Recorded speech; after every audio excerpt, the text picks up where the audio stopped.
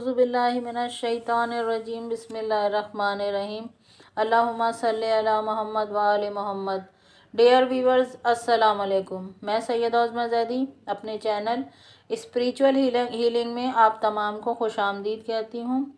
Viewers, آج کی video جس ٹاپک پر ہونے والی ہے وہ ہے نفس کی طہارت کیسے کی جائے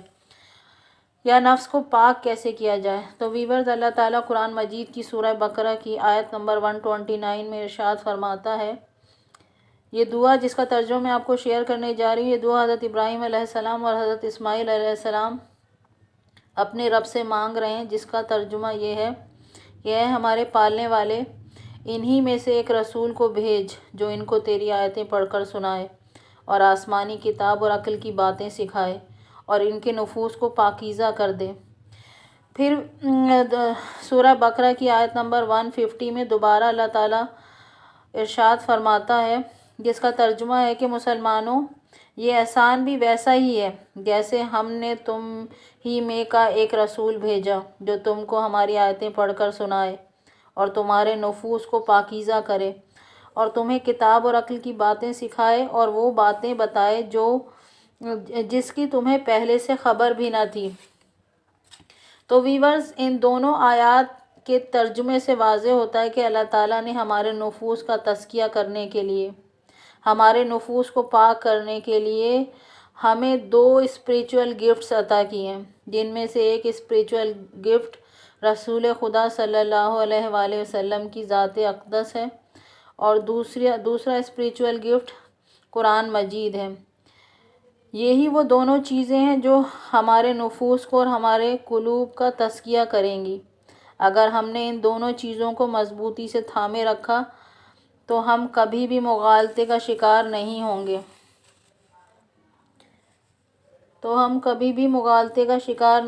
گے۔ ویورز، قلب اور نفس کا آپس کا چولی دامن کا ساتھ ہے۔ نفس کا تزکیہ اس وقت تک ہو ہی نہیں سکتا جب تک قلب کو پاک نہ کیا جائے۔ ہمارا قلب ہمارا سینٹر آف دا باڈی ہے، یا یوں کہیے کہ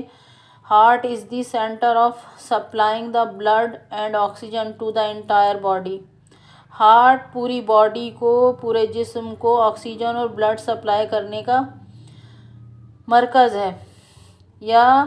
ہم یوں بھی کہہ سکتے ہیں oxygen and blood are the fundamental element of life. Oxygen اور بلڈ جو ہیں وہ ہماری زندگی کے بنیادی عناصر ہیں۔ اس لیے نفس کی طہارت کے لیے قلب کو زندہ کرنا بہت ضروری ہے۔ جب تک ہم نفس امارہ کا شکار رہتے ہیں اس وقت تک ہمارا قلب مردہ رہتا ہے۔ نفس خباثت کی طرف مائل ہوتا ہے تو قلب بھی باغی ہو جاتا ہے۔ کس کا باغی؟ اللہ کا باغی۔ قلب تاریکی میں ڈوبا رہتا ہے۔ اس لیے نفس کی طہارت کے لیے قلب کی طہارت بہت ضروری ہے۔ تو گائز، اب سوال یہ پیدا ہوتا ہے کہ قلب کو کس طرح سے پاک کیا جائے کہ ساتھ ہی ساتھ نفس بھی پاک ہو۔ تو گائز، ایک ہیومن باڈی میں ٹوٹل 114 چکراز ہوتے ہیں۔ اب یہ چکراز کیا ہوتے ہیں؟ چکراز، یہ لفظ گائز ہندو اسپریچویلٹی اور بدھ اسپریچویلٹی سے اخذ کیا گیا ہے۔ چکراز دراصل انرجی پوائنٹس ہوتے ہیں، یا یوں کہیے کہ انرجی بٹنز ہوتے ہیں جو ہماری پوری باڈی میں مختلف مقامات پر پھیلے ہوئے ہوتے ہیں۔ ہماری باڈی کا ہر سیل انرجی فیلڈ ہوتا ہے، جس کی وجہ سے ہم سب انرجی بینگز یا لائٹ بینگز کہلاتے ہیں۔ ہم سب روشنی سے یعنی نور سے بنے ہوئے ہیں، مگر جب ہمارا نفس امارہ ہوتا ہے اور قلب ہمارا صنوبر ہوتا ہے، جیسا کہ آپ ویڈیو میں دیکھ سکتے ہیں، یہاں دیکھ سکتے ہیں کہ جب ہمارا نفس امارہ ہوتا ہے اور قلب ہمارا قلب صنوبر ہوتا ہے تو ہمارے 114 چکراز ان ایکٹیو ہوتے ہیں، ڈس فنکشن ہوتے ہیں، یا کلوزڈ ہوتے ہیں، یا بلاکڈ ہوتے ہیں۔ لیکن جیسے جیسے ہم اپنے قلب کو اس میں اللہ کے ورد سے نور بنانے کی عادت ڈالنا شروع کر دیتے ہیں تو ہمارے یہ 114 چکراز ایکٹیویٹ ہو جاتے ہیں، ان لاک ہو جاتے ہیں۔ تو جیسے جیسے ہم اپنے قلب کو نور بنانا سکھائیں گے ویسے ویسے ہمارے 114 چکراز جو ہمارے پوری باڈی کے اندر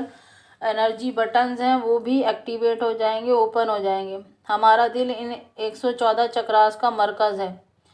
جیسے ہی ہم اپنے دل کو اس میں اللہ کے ورد سے انلائٹ کریں گے تو سلولی اینڈ گریجولی ہمارے سارے 114 چکراس جو ہماری باڈی کے لائٹ بٹن ہیں، جو ہماری باڈی کے انرجی پوائنٹ ہیں، وہ بھی ان لاک ہو جائیں گے،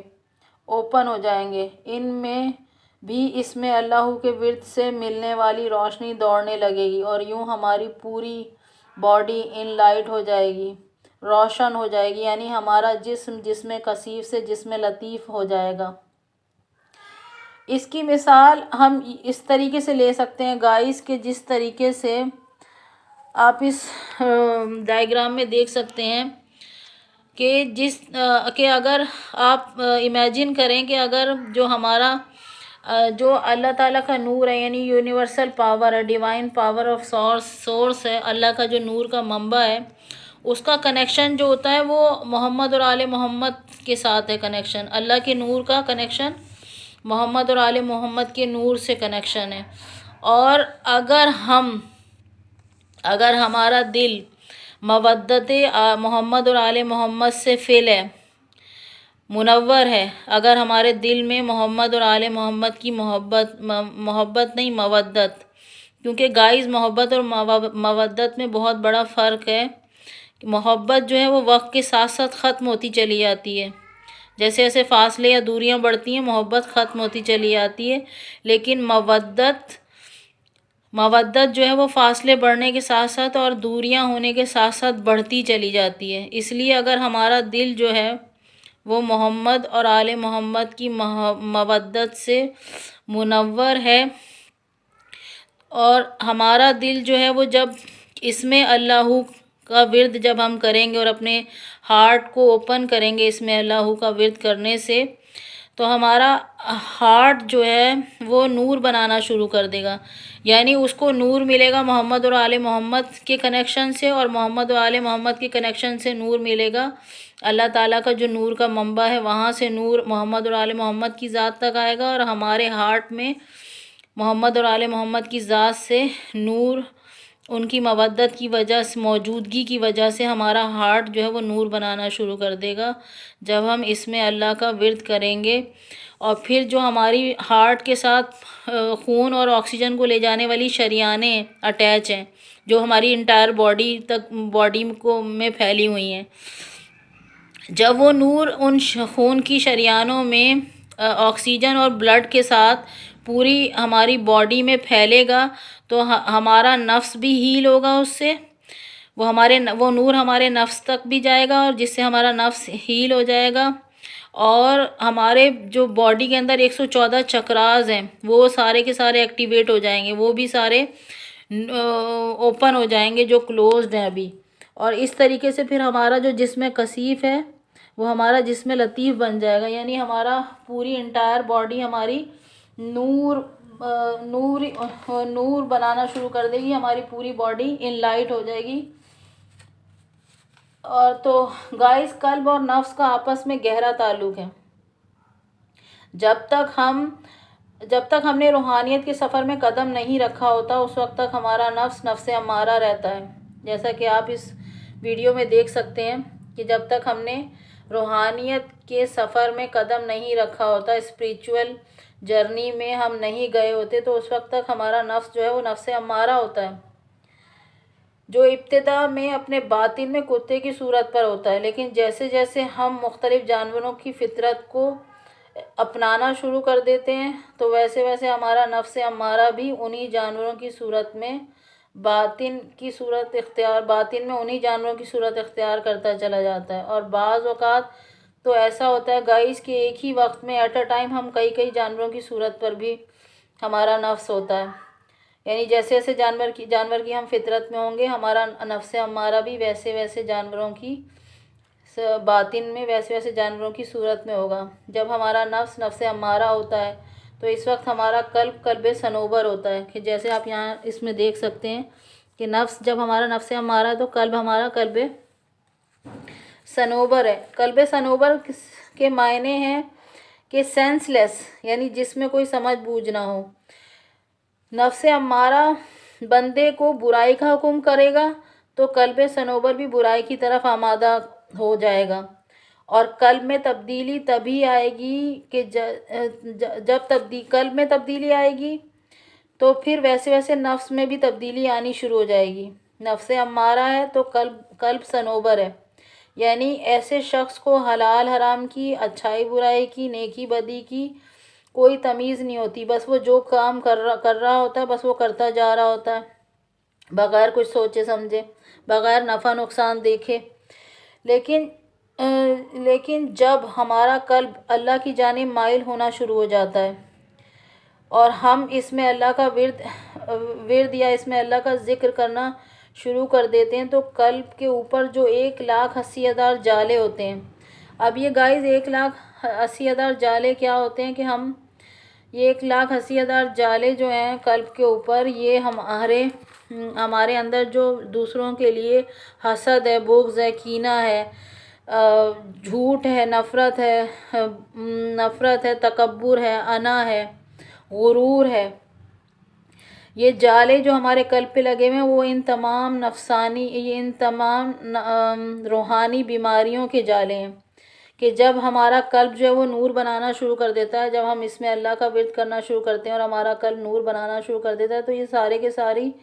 جو روحانی بیماریاں ہیں ان کے جو جالے ہمارے قلب پہ لگے ہوئے ہیں، جس نے ہمارے قلب کو تاریک کر دیا ہے، وہ سب کے سب جلنے لگتے ہیں اور قلب اللہ کے نور سے منور ہونے لگتا ہے، اور وہ نور اللہ قلب سے نکل کر دل کی شریانوں کے ذریعے سے خون کی روانی کے ساتھ ساتھ پورے جسم میں پھیلنے لگتا ہے، اور وہی نور نفس تک بھی جاتا ہے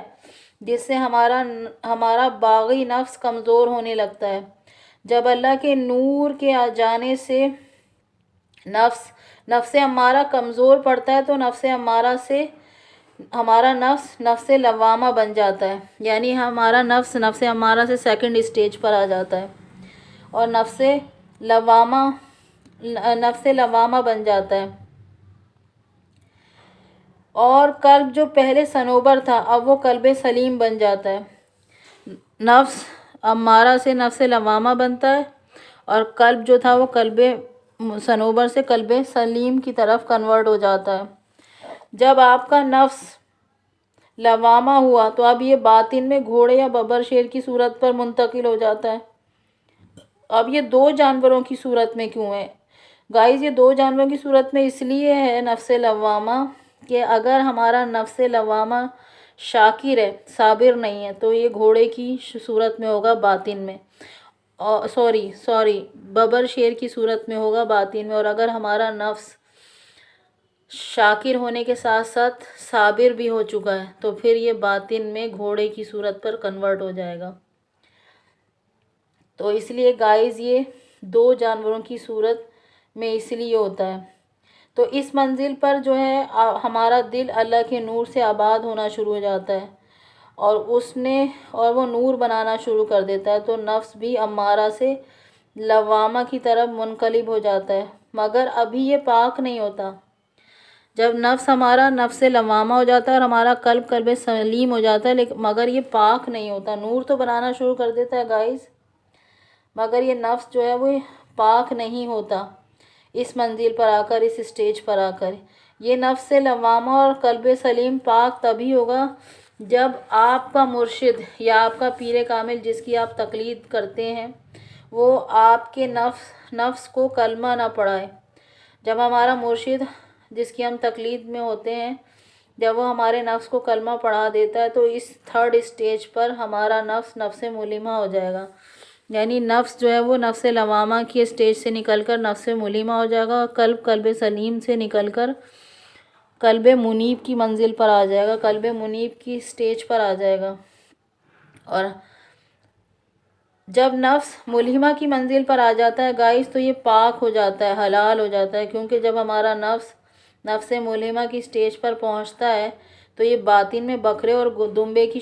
صورت پر ہوتا ہے، اور یہاں پر بھی یہ 2 جانوروں کی صورت پر اس لیے ہوتا ہے گائز کہ جب ہمارا قلب نفس ملہمہ صرف شاکر ہوتا ہے، صابر نہیں ہوتا، تو یہ بکرے کی صورت پر ہوتا ہے باطن میں، اور جب ہمارا نفس شاکر ہونے کے ساتھ ساتھ صابر بھی ہو جاتا ہے تو پھر یہ دمبے ہمارا نفس باطن میں دمبے کی صورت پر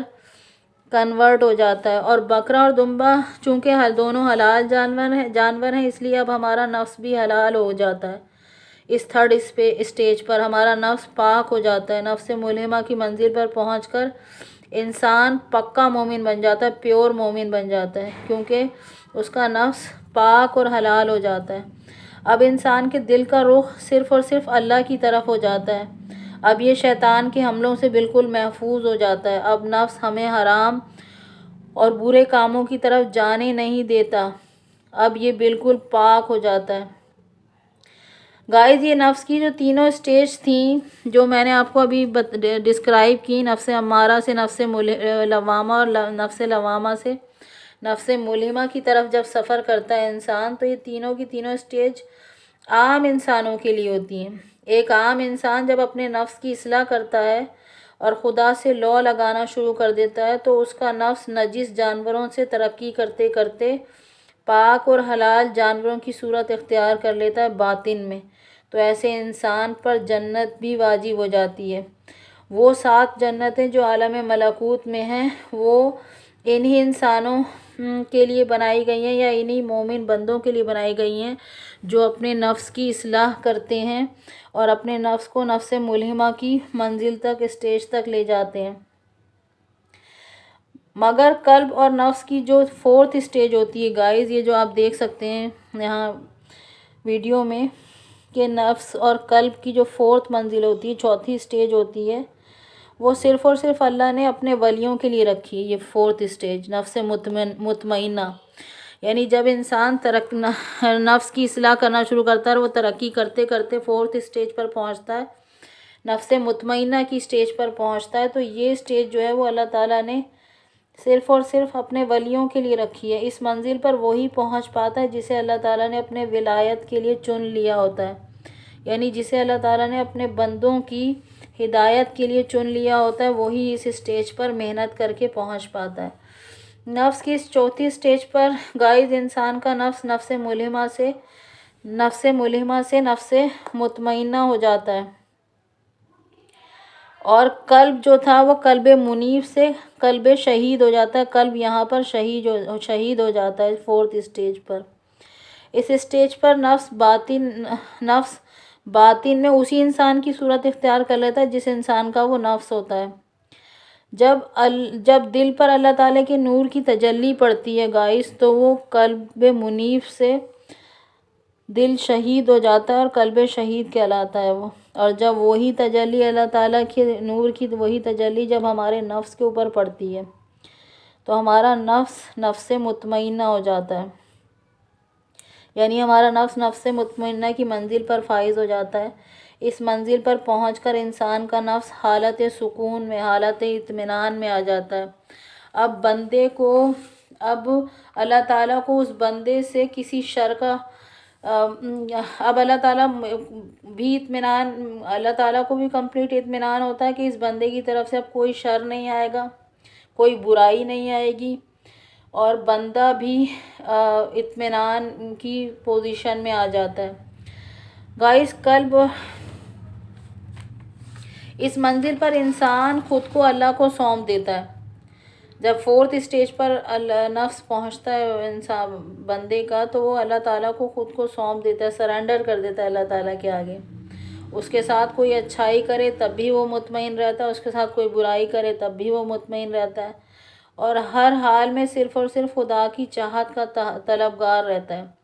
وہ اللہ کی رضا کو اپنی رضا سمجھتا ہے اور اس کی مرضی کو اپنی مرضی مانتا ہے. اس کے بعد نفس راضیہ،